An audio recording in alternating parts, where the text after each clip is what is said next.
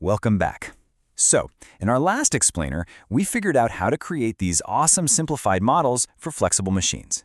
But a model is pretty useless if we can't use it to predict something super critical, force. Today, we're going to dive in and figure out exactly how much force a flexible tool can apply or, how much it's going to bend under a load. Let's get into the elegant math that makes it all work. I mean, just look at the incredible range we're talking about here. On one side, you've got a bike brake caliper that needs to deliver some serious, real-world stopping power. And on the other, a microscopic machine, literally etched onto a silicon chip. They look totally different, right? But here's the thing. They're both compliant mechanisms. They're built from a single piece and use this really clever geometry to move. So the big question is, how on earth do we predict the forces in both of them? Well, that's exactly what we're here to figure out. All right, so here's our game plan. First, we'll lay out the core challenge. Then, we'll see why the old-school methods just don't cut it. Next up, I'll introduce you to our powerful new tool, the principle of virtual work. We'll walk through exactly how to use it, step by step. And finally, we'll see why this whole approach is just so effective. Okay, first things first, let's really nail down the challenge. With any machine, you gotta know, if I push here, what's gonna happen over there? For these compliant mechanisms, that means we need to understand the precise relationship between a force you apply and the flex, or what we call deflection, that you get as a result. So just as a quick refresher from last time, our first step is always to simplify. We take a complex, bendy part and turn it into what we call a pseudo-rigid body model. We basically pretend it's a bunch of stiff, rigid links connected by pivot joints that have these little torsional springs. And those springs are absolutely key. They represent all the potential energy that gets stored up when the real part flexes. This model, this is our starting point. And this is where we hit the big hurdle. Our model is fantastic for predicting motion, that's the kinematics part, but how do we actually connect an input force, like you squeezing a brake lever, to an output force, like the brake pads clamping down on the wheel?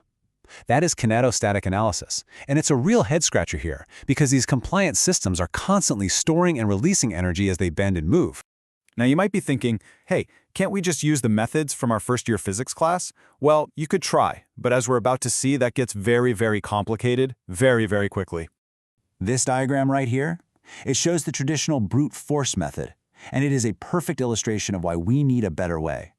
You literally have to take apart every single link, draw all the internal reaction forces at every single joint, write out pages and pages of equilibrium equations, and then try to solve that massive system. It's a total nightmare. And the worst part? You'd spend all that time and effort calculating a ton of internal forces you don't even care about for your final answer. So yeah, we need a better way, a smarter way. Instead of getting totally lost tracking every single one of those internal forces, we can escape this maze by shifting our whole perspective from forces to energy. And that brings us to the hero of our story today, this beautiful concept from physics called the principle of virtual work. This, my friends, is the elegant tool we've been looking for. Okay, I know. That definition sounds super academic, a little dense, but the core idea is actually really simple and incredibly powerful. All it's saying is that for any system that's just holding still, in equilibrium, if you imagine nudging it just a tiny, tiny bit, the work you put in with that nudge has to be perfectly balanced by the energy change inside the system.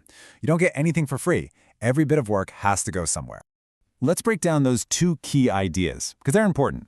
First up, virtual displacement. Don't let the name intimidate you. Just think of it as a tiny, imaginary, what-if nudge. It's not a real movement happening over time, just a hypothetical little shift that follows the rules of how the machine is allowed to move. Now, the second idea, the generalized coordinate, or Q, this is the real game changer. It's a single master variable, like, say, the input angle of a crank, that controls the position of the entire mechanism. This is our secret weapon, because if we can describe everything in terms of this one variable, Q, we can totally dodge that nightmare of simultaneous equations we saw earlier. You know what? Here's an even more intuitive way to think about it. The equation delta W equals delta U, all it's saying is that the tiny bit of work you do on the system, with that imaginary nudge, has to equal the tiny change in potential energy stored in the system. And for our models, where is that energy stored? Right, in the flex of those torsional springs. This simple energy balance, that's the key we're going to use. So we have our core principle. Energy in has to equal energy stored. Now, let's see how this really elegant idea translates into a practical, step-by-step method for solving actual problems. The whole process really boils down to this 5-step recipe. It's pretty straightforward. 1. You create the pseudo-rigid body model. 2. You pick a single generalized coordinate, Q, to describe the system's position. 3. You write out the expressions for all the external work and the stored potential energy. 4. You apply our principle by setting them equal. And 5. You solve the final equation. It's a super systematic approach that just cuts right through all the complexity. Let's try it out with this compliant gripper here. Step 1, we've got our pseudo-rigid body model check. Step 2, we're going to choose the angle θ2 as our generalized coordinate Q. Makes sense, right? As that angle changes, the entire shape of the gripper is perfectly defined. We also identify our input force and our output force. And just like that, the setup is done. Okay, now for the analysis part. You can see the steps laid out here. We define all the positions, we calculate the work done by the forces, and we figure out the potential energy stored in the spring. And we do all of it in terms of our one coordinate, θ2. Then we apply our principle. Work equals the change in energy. After a little bit of calculus, a bunch of terms simplify and cancel out, leaving us with this final, powerful equation. It directly links the input force to the output force, based only on the gripper's geometry and its stiffness. No messy internal forces, just the clean relationship we were looking for all along. So let's just take a step back for a second and appreciate why this method is so, well, brilliant. Why go to all the trouble of learning about virtual work in the first place?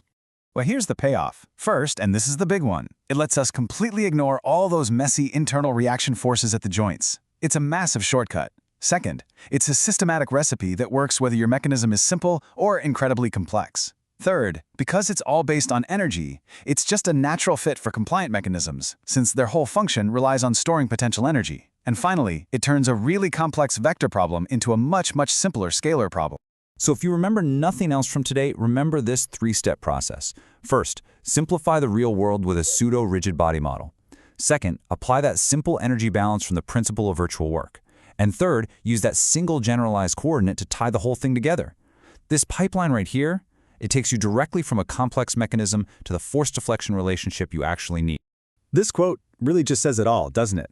We're trading this confusing web of force vectors for a clean, elegant calculus problem. It is a fundamentally smarter, more efficient way to approach the analysis. So, we've successfully built this powerful toolkit for analyzing a compliant mechanism that already exists. But this opens up an even more exciting question, right? Now that we understand the physics this well, how do we reverse the process? How do we start with a function we want and synthesize or design a brand new mechanism from scratch to do it? Now that is the next frontier.